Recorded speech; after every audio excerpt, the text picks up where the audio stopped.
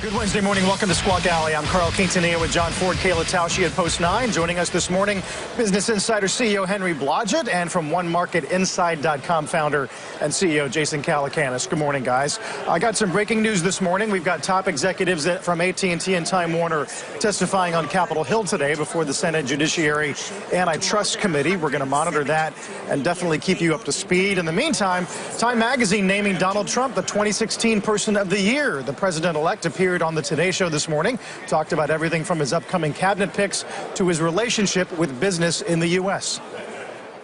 My trade policies are going to be terrific. And by the way, we're lowering taxes in this country. We're getting rid of 90%, maybe 85% of the regulations, which is stifling business. Boeing is going to be a tremendous beneficiary of that, and maybe even mostly regulations. I mean, people are more happy about the regulations, even though we're massively cutting taxes for business. All morning long, we've been talking to CEOs on this show and others, sharing their outlook for business under Trump. Earlier this morning, we heard from Cisco's Chuck Robbins talking with our friends on Squawk Box. Take a listen. Regardless of your political beliefs through the election cycle, the democratic process is complete, and we have a president-elect, and his name's Donald Trump. And he's pro-business. He is everything that he's talking about is about trying to drive the U.S. economy. I think he's also balanced, understanding that in order for us to have a strong U.S. economy, we have to have a strong global economy. Henry, you got your ear to the ground on this stuff, too, after a great Ignition conference this week. How are executives adapting to what is obviously a much different new world? Well, I'll say, I think that relatively quickly, executives are going to adapt by not taking seriously everything they hear all day. And that's fine. Trump has always spoken his mind right at the top, and I think we're all quickly getting used to the idea that he's going to continue to do that. He's going to say a lot of stuff. From his view, he's negotiating, he's just highlighting issues, kind of have to roll with it. You saw with Boeing stock yesterday, after an unprecedented shot at the company that's now described as negotiating, it dipped. But it came back, and so I think the market and executives are going to get used to this over time. And the market would tell you that, in fact, most people believe that what Trump is doing is going to end up being good for the economy. We saw Sprint shares go the other way at the same time because it is majority owned by SoftBank, who, of course, announced $50 billion investment into the United States, 50,000 jobs. But, Jason, interestingly, Chuck Robbins of Cisco also said this morning if they brought their $60 billion back into the U.S., they'd probably put it toward dividends, buybacks, and mergers. How do you get that money to go toward the intended purpose of creating jobs and building out a business? Yeah, I have a very simple idea. You know, Trump obviously likes to negotiate. He likes to bully you, then bring you to the lobby, take a selfie, and then have some victory lap with you. He's going to be able to use the repatriation of this cash overseas as a tool, I believe. So if he said to Apple, which obviously has the most money overseas, hey, if you want this money to come back, we'll give you tax amnesty. We'll give you 100% of it back. But you got to put 1/3 of it towards factories like Elon Musk is building with the Gigafactory. And you got to, maybe even raise wages. So Trump wants to be a hero to the people, and he's got a little bit of negotiating room with that repatriation of taxes. I can see him using it as, a real big carrot and stick to companies, and just on a case-by-case basis, because he seems to like to work on a case-by-case basis with these companies. I don't know how that scales, but, it could be a potential tool for him. Yeah, that is a question, Henry, how it scales over time. I wonder how much of this is optics coming in, that the president-elect is taking these issues seriously and getting going right off the bat. But how much of this do you think he can continue, maybe with the repatriation issues? How far can he push it before you start messing with the whole idea of free markets? If you start dictating too much exactly what companies end up doing with repatriated cash, you're starting to dictate how business was run based on something other than what customers want and what investors believe and want to see grow the company. No, that's exactly right. I would say that Donald Trump is very good at optics, and the optics so far with the carrier deal, for example, seem to have been very good for him. People seem to cheer that. He's paying attention. One thing that Chuck Robbins said yesterday that was very interesting at our conference is, people are aghast that these CEOs are meeting with Trump and he's having meetings with folks from Japan and everything else. He said, this is the only country in the world, the United States, where I'm not meeting with the heads of state continuously as a huge global business leader. And so it was certainly interesting perspective to hear that. John, I think to your point, the key for all of us who are trying to do business is trying to figure out what is going to be consistent about this. And ultimately, you want to have very consistent policies that everybody can work with, so you don't have to spend too much time worrying that the fist from the sky is going to suddenly hit you next. That will keep people very cautious and worried. So once we get past the rhetoric here and the opening salvos, everyone will be looking to see what actually is the policy going forward. That's a good point. I noticed Meg Whitman's not going to this meeting of tech leaders, so we'll see if there are other CEOs that end up getting truly iced out, but that's maybe a discussion for a different day. Also, guys, getting word this morning that Foxconn, the company that manufactures Apple's iPhones, iPads, and other products, is in talks to expand into the U.S. No word on the size and scope of the investment or if it has anything to do with President-elect Trump's push to bring manufacturing back to the States. In his interview with Time, though, he did say, quote, "I said to Tim Cook, it's my ambition to get Apple to build a great plant, your biggest and your best, even if it's only a foot by a foot bigger than someplace in China." We should note Apple is just one of Foxconn's many customers. Jason, what do you make of that? Does that lend even more credence to his apparent commitment to bring manufacturing home?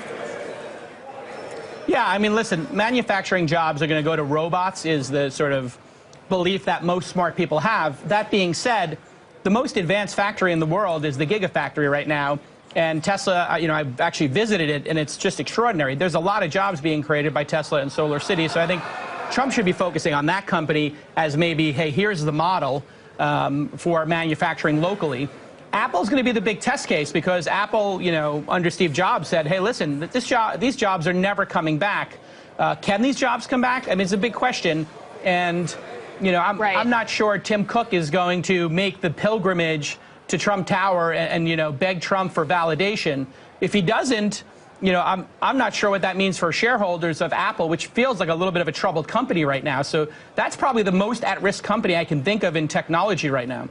Yeah, Henry, there is a question of whether skilled labor exists to staff a factory like that Apple would potentially build here. But I'm just thinking back to a couple of years ago, this high-profile fight between the states, all of these rival states trying to outbid each other for that gigafactory that ended up landing in Nevada. If you liked that fight, you're probably going to love whatever happens between the states to get an even bigger factory. What sort of incentives would a state have to think about putting forward for something like that to land there? Well, there are a lot of incentives, and focusing on incentives is good. Lots of things you can do with taxes, and the money that flows in with the jobs is obviously great for the states.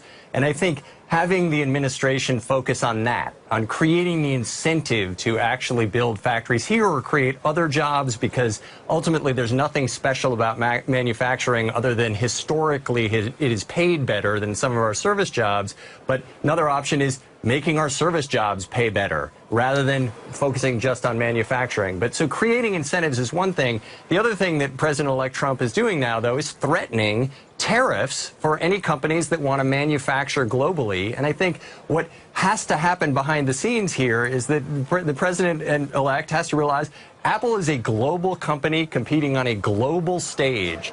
If the company is suddenly forced to move all of its production back to the United States, you're going to cripple one of the United States' best global companies on a global stage, because Samsung, Henry, for example, won't be required to do that. Wait a second. And before we even get too deep into that, facts are so important here. There are more than 50,000 people at a plant the size of a city that assemble iPhones. You can't move that to the U.S. It's low-cost labor. It's not the kind of work that workers in the U.S. do or can do. The economics just don't work. And even if they somehow did, if you get tons of robots involved, the skilled labor that's needed to run a plant like that does not exist on U.S. soil. So for the president-elect to say that is one thing, but it doesn't make any sense whatsoever. It's a completely invalid statement, and I think it's important to look into the facts of that before even. It is. It is. I've talked to Tim Cook about this at length. Have you been to the Gigafactory? I mean, I think that's Apple's position, is that you can't move it here. And yes, it would be hard to move here. But if they put a $50 tariff on every iPhone coming from China and essentially gave a 50% discount to everyone made here, you know, it's I'm interested to see what would happen. I mean, it could be a disaster, and that's, I think, the danger of Trump.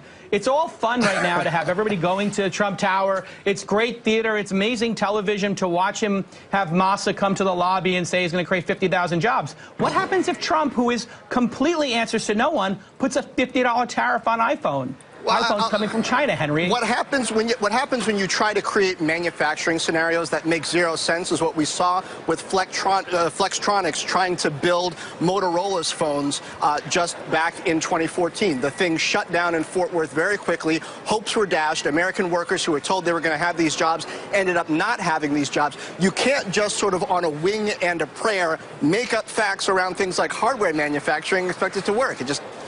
No, you can't. And I think it's also important to remember, to the point on manufacturing versus service jobs, is manufacturing jobs used to pay terrible wages and had terrible conditions. And over time, starting with Ford, companies started raising wages. Obviously, the unions came in, and that helped a lot. But that's what made manufacturing jobs good.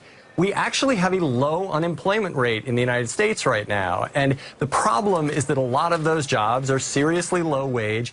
Doesn't have to be that way. And in fact, we're starting to see minimum wages rise. It's too bad it happens through legislation. It'd be great if companies just volunteered to pay their folks more. Exactly. But actually that is working, and that's getting the money back into the economy and helping the economy overall. So that's what we really need to focus on. It's not manufacturing per se.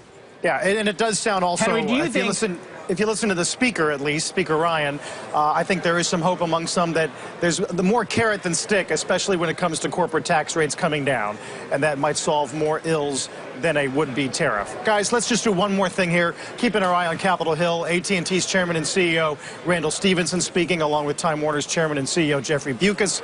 Billionaire investor Mark Cuban is there, all testifying in what could be the first major M&A deal under a President Trump. Our Eamon Javers caught up with Stephenson moments before he entered the chamber. Take a listen to that. No, I've not had any direct contact with the Trump administration.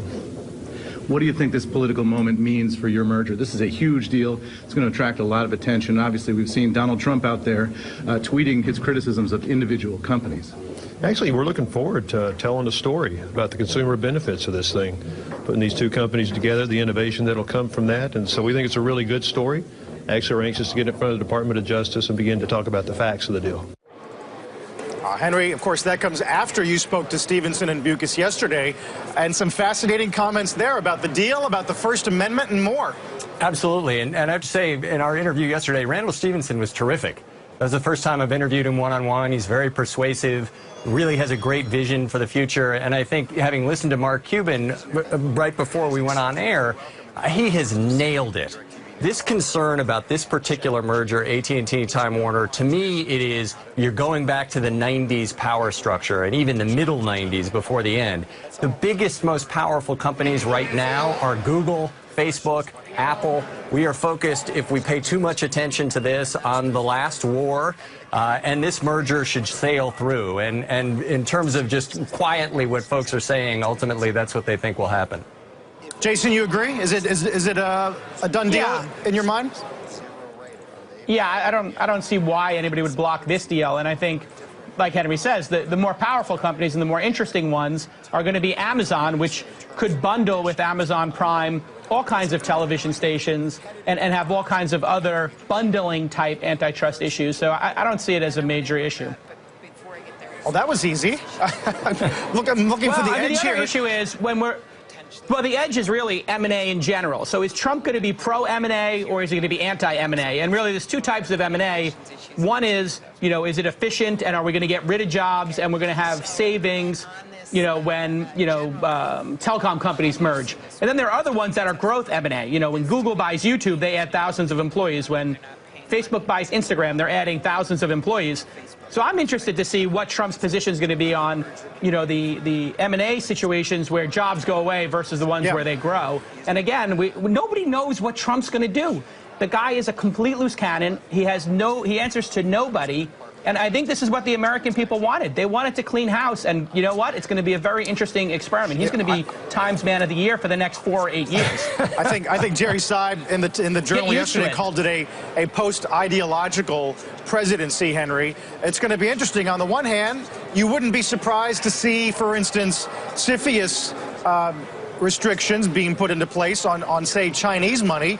But certainly, Masa-san yesterday at Trump Tower tells you the door is open for some business.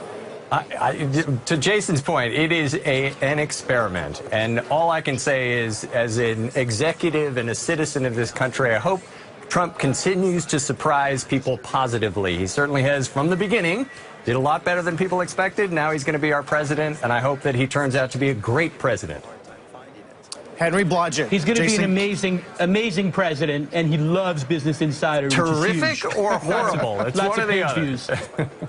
Henry Blodgett, Henry Jason Blodgett's Calacanis. an amazing analyst. Guys, thank you very much for that. Thanks for joining us.